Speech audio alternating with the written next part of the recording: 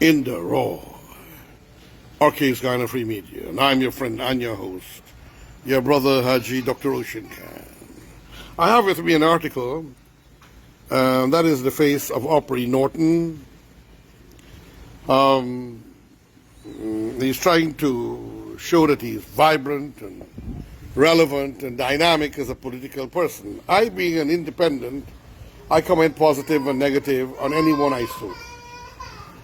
Here, obviously, he is suffering from a knee-jerk reflex, not only in the knee, but in the skull. A knee-jerk in the skull, out of fear and terror of what the current government would do, having done so many things for the supporters of the PNCR and in what is now called APNU. And well, for the EFC, they are a dead meat because of the conspiracy to wipe out the sugar workers and their destiny and their lives. But he, Norton, is having a dream that the president will call early elections because of all the good things they have done, and afraid that their supporters would traverse the street and move along to the government side and vote for the government because they've done so much for them: scholarships, building playgrounds, building roads, providing medical assistance, grants, cost of living grants, school children grants, so much thing that the APNU never did when they were in power. They never did. They pulled away the children's school grant instantaneously and taken power, such as the hate, it will appear, of the PNCR, which was once a good party, a party that I liked and a party that I support, especially during the realm of Hugh Desmond Hoyt and Robert Corbyn, giants. And look what has come about of it since they won the election, the new group, and went into government in 2015 and did absolutely nothing for the people. What a total disgrace and shame. So AUBREY is suffering from a knee-jerk reflex in his skull, according to my opinion. So let me read what he's saying. Notwithstanding pushbacks from the government, the opposition leader assured his supporters that APNU AFC will continue to lobby and press for a clean voters list ahead of those elections. Now, a commentary. They had this 5 years to fight for this and to make this possible, if it was possible, to update or change the voters list. It is automatic that if people are dead, their names are withdrawn. And if people reach 14, their name is automatically added. And the registered, automatically added to the list. What they want is when people are traveling, like I travel frequently, and they go around to do their survey or registration or whatever, many people will be out of the country. And those people must not be able to vote. But the court dealt with that, AUBREY. What is wrong with you, man? Are you bereft? I'm using Forbes Burnham word that I learned there. Are you bereft of intelligence and wisdom, AUBREY Norton? Now, no wonder why your people are so disappointed in you and why you have actually lost all the financial support of people of goodwill. Now, let me move on. Predicting that President Irfan Ali will call general and regional elections long before 2025, opposition leader AUBREY Norton believes that the opposition needs to be mobilized. Since he has a view that the opposition would be victorious at the elections. I mean, a party for 5 years did nothing for the people. In opposition for so many years could not have mobilized their people well to win an election. And now the man is of the opinion that they can win an election. with all that the AFC has done to the sugar workers, and not having the PNCR, AFC gave nothing to the people of this country. Nothing. Now, let me move on. We will continue to campaign until they call the elections, and we guarantee when the elections are called, we will beat the People's Progressive Party, the opposition leader said on Saturday. They said the same thing in the 2020 elections. He got to say those things to rile up his supporters, to give them a dream. But in this case, to my opinion, from all that they have done in the past and is happening, it appears to be a pipe dream. And I am your friend, Hajji Dr. Roshan Khan, Inter Raw. Mr. Norton urged members and supporters to go into the villages across the country and mobilize support for the coalition, as he stressed the importance of removing the People's Progressive Party from government. So you want these people to go, just pick up yourself, guys, and go. No program, no documents prepared, no pamphlets, no nothing, just go and mobilize people. No stipend, nothing, and then they're bankrupted, it is alleged, or I heard. You know, my friends, we have a glorious opportunity, he's saying, to take it, that is, take power. I want to urge you this evening to go into every village and let us prepare for elections. I do not believe the PPP will wait until 2025. By that time, they'll be unpopular, that they don't stand a chance.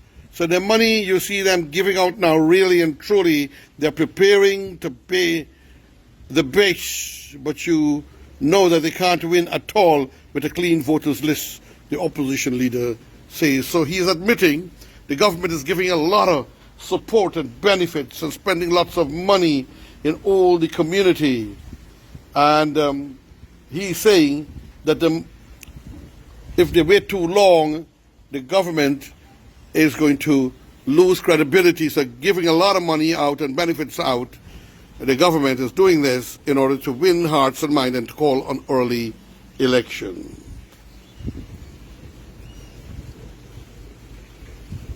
Notwithstanding pushbacks from the government, the opposition leader assured his supporters the AFC will continue to lobby and press for a clean voters list.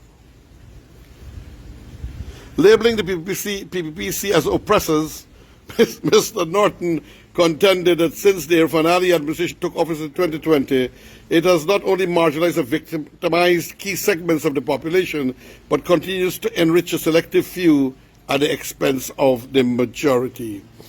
So here he's warning the people, you're getting a lot of money and a lot of benefits.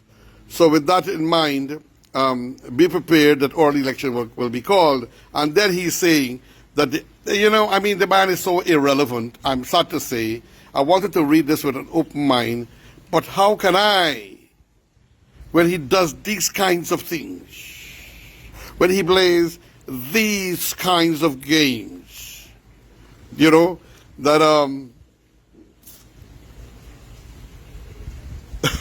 that the government is going around giving so much, but yet still they're marginalizing the same people.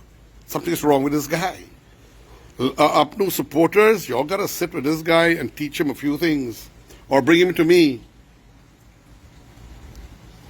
That it has not only marginalized and victimized key segments of the population, but continue to enrich a selective few. I mean, this guy is nuts. First he's saying they're getting money and support from the government, and now he's saying they're being marginalized. The man is mad.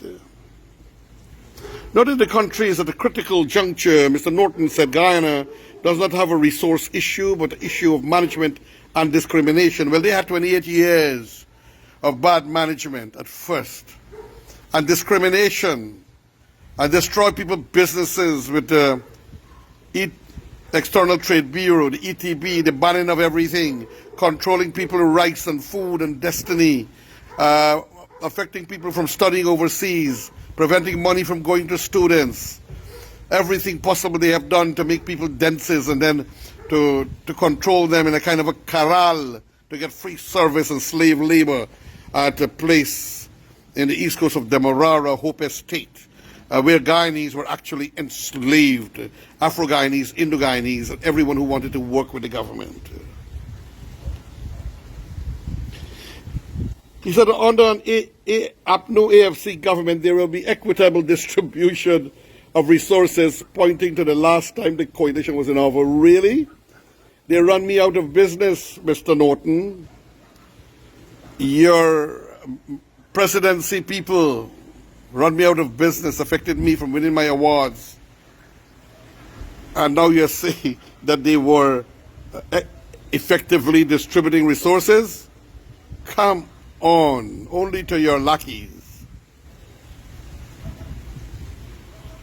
He said all Guyanese must and will benefit from the country's oil and gas reserves, noting too that they will be equipped with the requisite skills and knowledge to effectively manage those very resources, realizing that the government has worked to establish a training institute for people who need to be trained in oil and gas trades. They might not have the education to become doctors and lawyers, but they can learn various trades acceptable and certified internationally for oil and gas. The government is already on this government. In the 5 years they did nothing. They opened no technical schools for people in the Amerindian villages. This government is already doing that. I'm just trying to analyze and balance things here, ladies and gentlemen. According to Norton, the government is in the business of giving handouts while failing to put in place a comprehensive plan to mitigate or eliminate poverty in the country. Well, they had 5 years. So that's a part, giving out money. He's saying they're giving out money, and he's trying to criticize it, trying to make it look bad. So he technically don't want his supporters to take the money, because the handouts is aimed at political control. He's trying to poison the mind of his people, whom will obviously turn against him. I believe before, and I will say it again, the biggest obstacle to development in the People's Progressive Party is the People's Progressive Party. He said it's the biggest obstacle in development, as if the AFC were really successful and prodigious and powerful in bringing prosperity and success in the country.